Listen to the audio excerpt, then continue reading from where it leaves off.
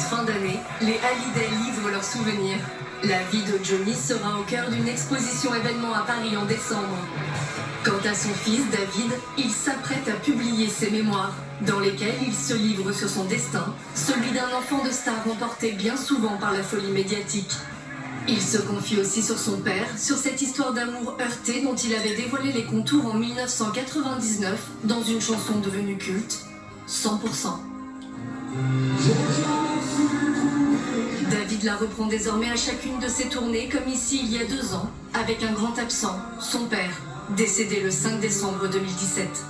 100%, ça n'a jamais été présent sur un disque de David Hallyday, il n'a jamais enregistré cette chanson, et à chacun de ses concerts, David la chante. Depuis le décès de son père, ça revêt une émotion encore plus particulière.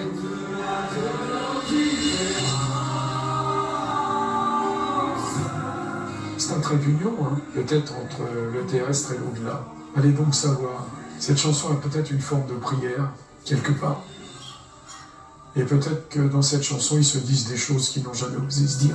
Peu importe si la vie menace, ce qui reste en nous est innocent, puisqu'on se comprend à présent.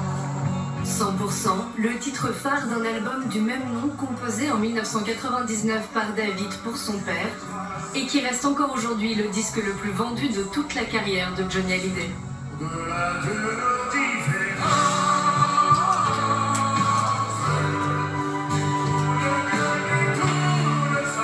Mais bien plus qu'une collaboration artistique, cette chanson a signé avant tout les retrouvailles d'un père et d'un fils, longtemps passés l'un à côté de l'autre.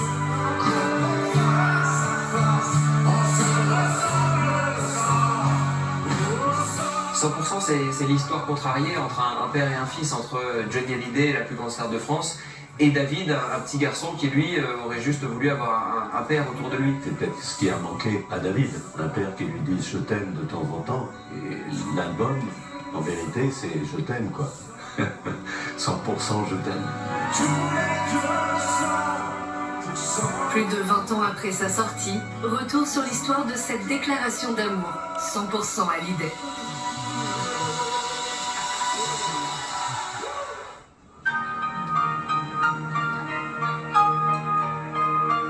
Entre Johnny Hallyday et David, tout a commencé sur une fausse note.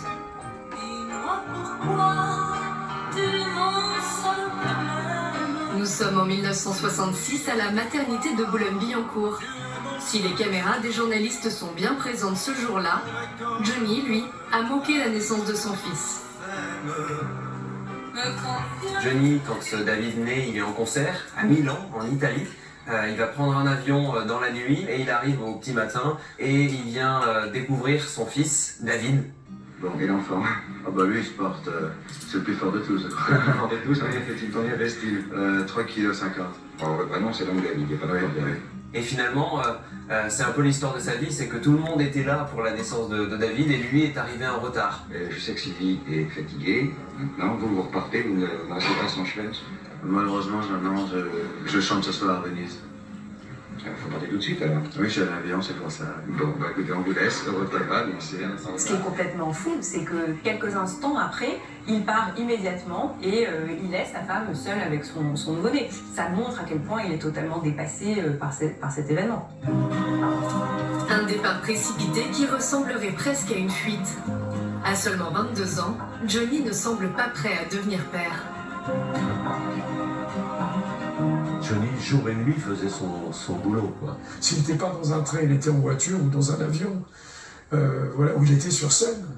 Et bon, il ne voyait pas beaucoup David. Et je lui dis, tu sais, un jour, peut-être que tu vas avoir une discussion avec ton fils, et j'aimerais pas être à ta place. Il n'avait pas oublié l'existence de David, pas à ce point-là, mais à mon avis, je ne pense pas qu'il y pensait souvent, je pense pas. C'est l'enfant de l'amour. Mais après, débrouille-toi, quoi. Et s'il se cache derrière sa carrière pour excuser son absence, il se pourrait finalement que la naissance de David soit venue réveiller en lui une blessure plus profonde.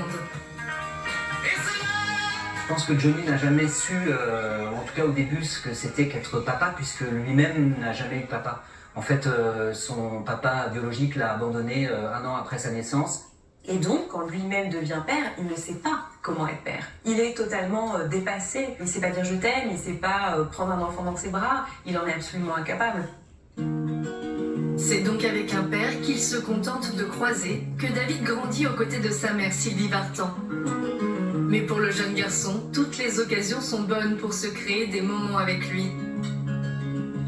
Comme par exemple, lui faire la surprise de le rejoindre sur scène. Il n'a alors que 13 ans. Johnny est sur scène, comme d'habitude, show extraordinaire, etc. Il chante, et puis là, tout d'un coup, il entend une différence au niveau du son de la batterie. Et quand il s'est tourné et qu'il a vu David,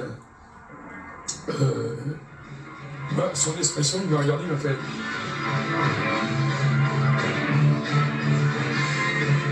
Et puis, il regarde son fils, et puis le fils, finalement, s'en sort pas mal. Et donc, il invite à saluer la foule avec lui, un moment symbolique très fort. Il lui prend la main, il lui dépose un baiser sur le front. Ça y est, enfin, un geste paternel. Mais ces premiers moments de complicité ne vont pas durer.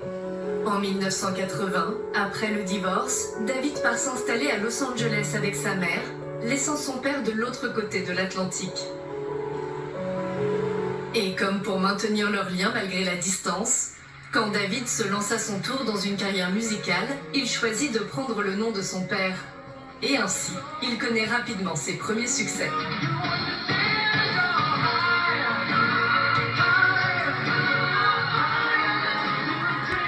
On se souvient surtout de High, qui est quand même son premier numéro 1.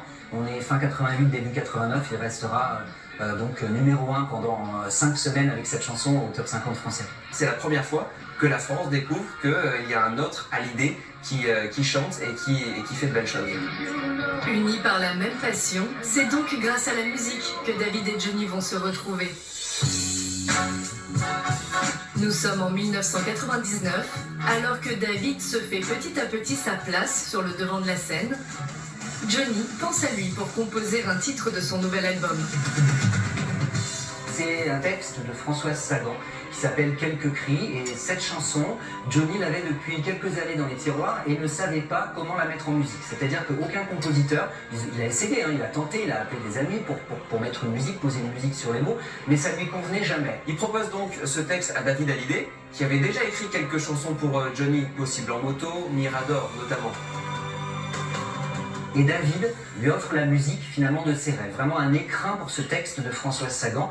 Et de là naît l'idée dans la tête de Johnny de demander à son propre fils de composer tout l'album. Mais avant d'accepter ce projet, David a une seule condition, qu'une chanson sur leur relation soit présente dans l'album. Une demande qui déstabilise complètement Johnny Hallyday. Johnny, c'est un taiseux, il était d'une pudeur presque maladive. Et donc au début, il est un petit peu frileux. C'est pas un terrain sur lequel il est confortable.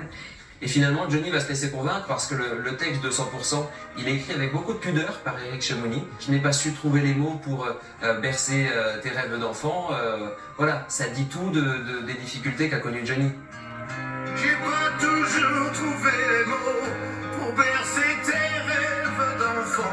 Ensemble on est devenus grands. Ça explique bien je t'aime, mais non pas je t'aime moi non plus, je t'aime vraiment quoi. C'est même pas un acte d'amour, c'est je signe pour toujours. On s'apprivoise au jour. Pendant des mois, enfermés en studio, David et Johnny retrouvent leur complicité et rattrapent enfin le temps perdu. Ils se sont retrouvés sur plein de choses. D'abord, la passion pour la musique, évidemment, le rock, la passion pour la Californie, les États-Unis, la passion pour les motos. Finalement, ils se ressemblent probablement physiquement, ça c'est totalement frappant, mais en réalité, ils se ressemblent sur plein de choses. Tu me vois comme un miroir, mais tout est mes éclats de rire, la promesse d'un autre avenir.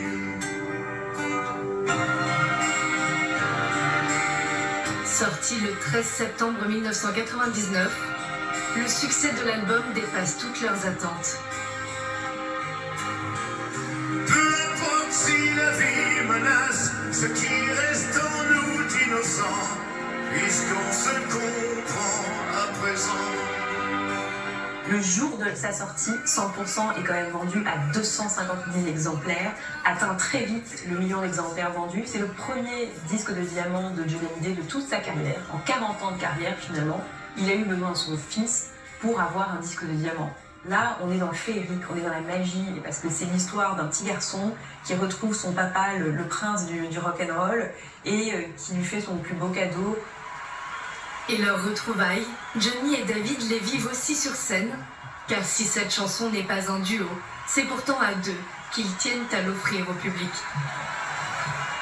100%. Père et fils. Un rendez-vous qui devient incontournable. Jusqu'en 2013, Johnny invitera son fils sur presque toutes ses tournées.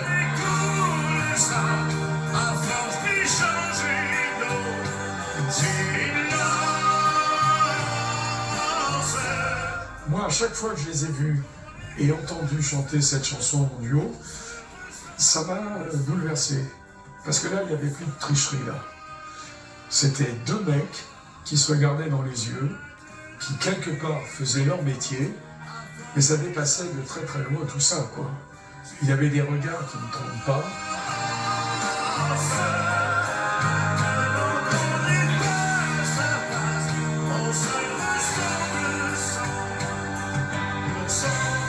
Cet album a vraiment soudé leur relation, c'est un avant et un après 100%, c'est évident.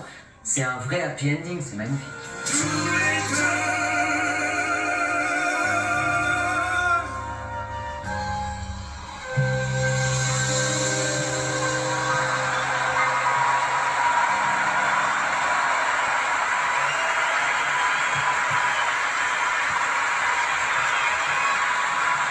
Mon fils, David, t'es le meilleur. Et puis on va en faire d'autres de chansons. Ah ben j'espère bien.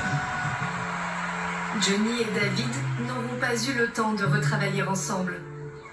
Le 5 décembre 2017, le rocker meurt des suites de son cancer à 73 ans. Laissant aujourd'hui David seul pour continuer de faire vivre ce titre, qui aura tant compté pour eux. À suivre dans 50 Minutes Inside, le